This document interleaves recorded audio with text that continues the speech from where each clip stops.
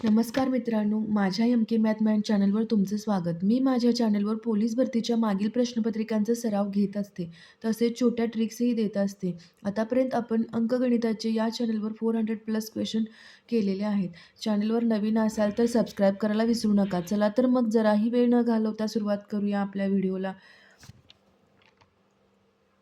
प्रश्न क्रमांक 29. एका फळ विक्रेत्याने 48 संत्री विकल्याने 8 संत्र्यांच्या विक्री किमती एवढा नफा झाला तर शेकडा नफा किती? आता एक संत्र्याची किंमत किती असेल?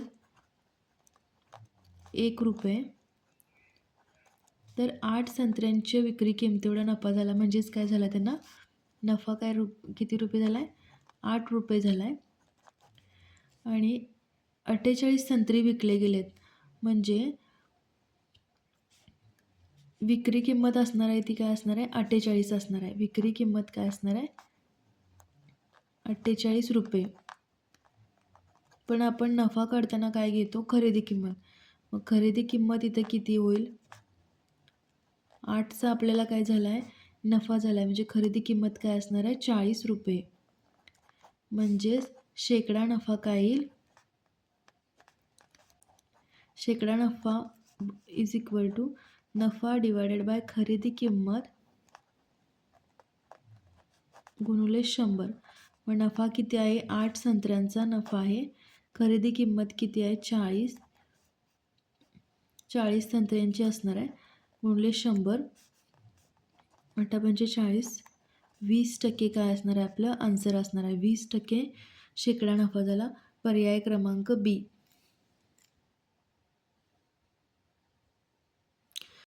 प्रश्न क्रमांक 30. एक मुलगा त्याचा 3/5 प्रवास रेल्वेने, 7/20 प्रवास बसने आणि उरलेला 7.5 किलोमीटर प्रवास पायी पूर्ण करतो, तर एकूण अंतर किती? आता एकूण अंतर आहे असं आहे. तर 3/5 काय करतोय? तो प्रवास रेल्वेने करतोय. 3/5 काय करतोय? तो रेल्वेने करतोय. त्यानंतर 7/20 कसं करतोय? तो बसने करतोय. बसने 7/20 करतोय. आणि उरलेला प्रवास जो काय आहे तो 7.5 किलोमीटर असणार आहे. तो काय करतोय? पायी पूर्ण करतोय. तर आता 3/5 प्लस 7/20 हा प्रवास आपल्याला काय करायचा आहे? पूर्ण काढून घ्यायचा आहे. म्हणजेच कसं येणार? याचा लसावी घ्यायचा. 20 × 3/5 प्लस 20 × 7/20. कारण 20 आहे. 20च्या टेबलमध्ये 20 आहे. Divided by 20. तर उत्तर काय येईल? 5 × 20 12 प्लस 7 डिवायडेड बाय 20 म्हणजे 19 डिवायडेड बाय 20. 20पैकी 19 अंतर काय केले त्यानं? कवर केले रेल्वे आणि बसने. म्हणजे 20पैकी 1 अंतर काय केले? त्याने पायी पूर्ण केले. मग हे अंतर किती दिले त्यांनी? 1 म्हणजेच काय? 7.5 दिले.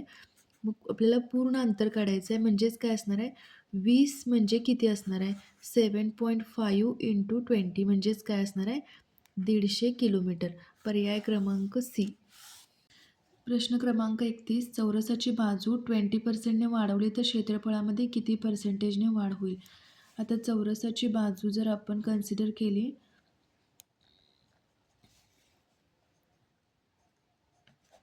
100 तर बाजूचा वर्ग काय असतं? क्षेत्रफळ काय असतं? क्षेत्रफळ 100चं स्क्वेअर म्हणजेच किती येणार? आता 20%ने वाढवणार ते म्हणजेच काय येणार? 100 प्लस 20% ऑफ 100 म्हणजेच काय येणार? 120 काय येणार? आता त्याची बाजू येणार. क्षेत्रफळ काय येणार? ही झाली वाढलेली बाजू. आता क्षेत्रफळ काय येणार? क्षेत्रफळ येणार 120चा स्क्वेअर म्हणजे 14400. आता किती पर्सेंटेजने वाढ झाली? किती पर्सेंटेजने वाढ झाली हे कसं काढणार आपण? 14400 मायनस 1000 म्हणजेच या क्षेत्रफळामधून वाढलेल्या क्षेत्रफळामधून मूळ क्षेत्रफळ काय करायचं? मायनस करायचं. डिवायडेड बाय काय असते? मूळ क्षेत्रफळ म्हणजेच किती आलं? 4400 इंटू 100 येणार. म्हणजेच किती झाले? 44 इंटू 100 काय केलं तर पर्सेंटेजमध्ये वाढ काढायची. म्हणजे 44% काय येणार आहे त्याचं? 44%ने वाढ झाली. प्रश्न क्रमांक 32. 20 वस्तूची खरेदी किंमत ही X वस्तूच्या विक्री किमती एवढी आहे. जर त्यामुळे नफा 25% होत असेल, X ची संख्या किती? आता खरेदी किंमत काय करूया आपण? म्हणजेच काय? Cost price. आणि विक्री किंमत काय करूया? विक्री किंमत SP म्हणजेच काय? Selling price. आता 20 वस्तूची खरेदी किंमत. 20 वस्तूची खरेदी किंमत काय? CP. ही X वस्तूच्या विक्री किंमती एवढी आहे. X वस्तूच्या विक्री किंमत किती आहे? SP.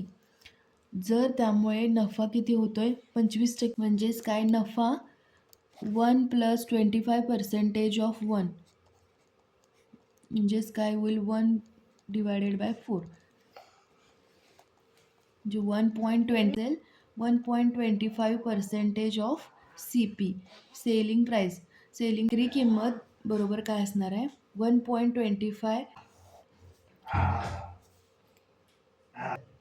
20 CP काय होईल? 20 into CP is equal to X आणि SPची व्हॅल्यू काय करूया? 1.25 CP. SP काय असणार आहे? 1.25 CP. ही SPची व्हॅल्यू काय करूया? या इक्वेशनमध्ये पुट करूया. म्हणजे काय होणार? 20 into CP X into 1.25 CP. म्हणजेच काय? 20 इंटू CP डिवायडेड बाय हे काय होईल? इथं मल्टिप्लाय आहे. हे इकडे गेल्यावर Xची व्हॅल्यू काय येईल? 20 म्हणजेच काय होईल? X is equal to 16. पर्याय क्रमांक B. अशा भरपूर प्रश्नपत्रिकांच्या सरावासाठी माझ्या चॅनेलला लाईक, सबस्क्राईब आणि शेअर करायला विसरू नका. थँक्यू.